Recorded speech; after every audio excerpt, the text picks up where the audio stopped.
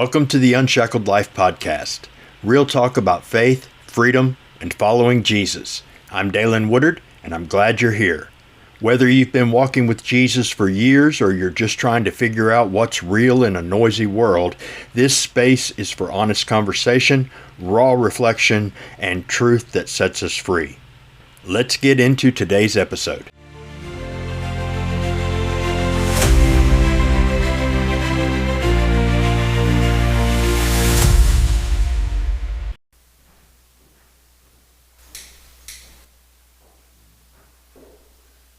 Today is the 11th day of Christmas, the second and final Christmas Sunday, and that's why I lit only the Christ candle and not the 4 Advent candles before it. For those who don't know, the church calendar isn't starting with January 1st like we just started. It starts with Advent. The anticipation of the coming of the Messiah. And then we have Christmas, 12 days and ending with the Epiphany, which is Tuesday, the day we commemorate the arrival of the wise men. But it's also the day that God was revealed to the earth. Not just to Bethlehem, not just to Jerusalem area, not just to Israel, but in fulfillment, showing that he kept his word to Abraham, that through the seed of Abraham, all the world would be blessed. The Messiah is revealed to the wise men. And we have just a little over a month, mid-February this year, the Lent season starts, and the focus changes from the arrival of the gift to the suffering the Messiah does on our behalf. The time leading up to the cross, the central theme of all. Jesus, his body broken for us, his blood poured out for us. But there is about a month and a half there. See, the church calendar tells the whole story. We'll go on to Easter and then the period afterwards, including the Ascension, the day of Pentecost, and it'll go on. But what about this period between Christmas and the cross? That is a time we can focus and celebrate on the truth that Emmanuel is here. Not that he has come, although we remember that. Not that he is coming again, which we also remember and look forward to, but that he is here. God is with us. This is a time period that we kind of cover in about a month and a half of just thinking about it and some readings about it if you follow that kind of thing. But the time between Christmas and the cross was about 33 years, about 3 decades. And we really don't know much about any of it except for the last 3. But we know this. There were some who recognized that God was with us, even if they didn't quite grasp just how real was the fact that Jesus was God. They knew God was moving. God was doing something. And they flocked to Jesus. They drew near. They followed him. They looked to him as their answer.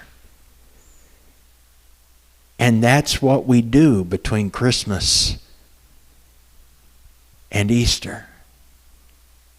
Between Christmas and the second coming. We draw near to him. We call others to join us. Hey, come see what God has done, what God is doing. He is with us. He is in our midst. He is our answer. You have a need? Jesus is here. Run to Jesus. You need your hope and your peace and your joy and your love. They are here because hope and peace and joy and love have come and dwelt among us. And yes, we're going to have that point where Jesus dies and he rises and he ascends to the heaven, and you go, oh, but he did that so that the Spirit could come and continue to make his very home with us, even more closely in us. So because he came, looking forward to the fact that we're looking back to the wonderful price he paid so that we could have freedom and life abundant, stand clean before our God, to have a restoration of relationship with our Creator. As we sang earlier, the divide has been healed because of the work of the cross. And because we put our trust in him, the Holy Spirit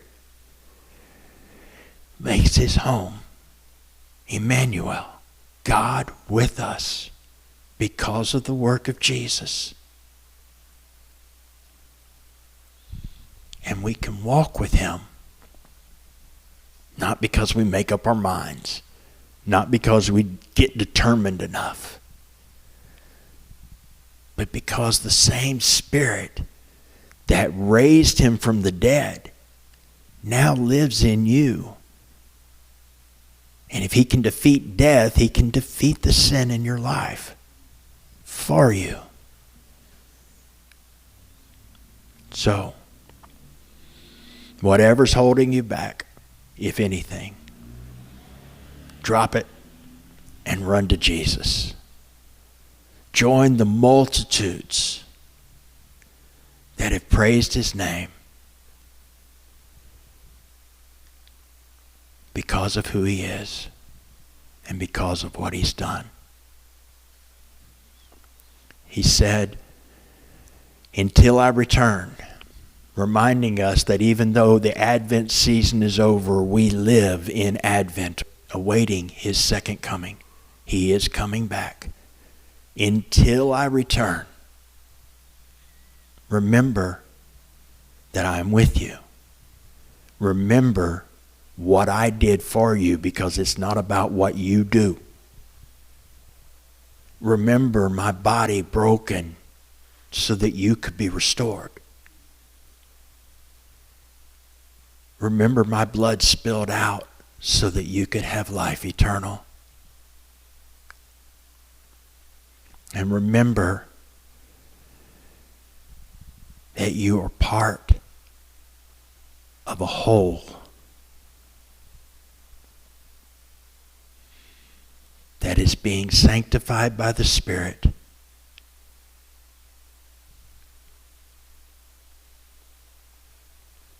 And just come and draw near and thank him for that great gift. The gift that changes all of human history. That makes life worth living. Which is why we are grateful that he came. And we are grateful that he didn't just come to a few. He came to the world. And he revealed himself to the world. Yahweh God, the Father, perfectly reflected in his likeness, the image of the eternal Son, glorified in and by the Spirit in our lives.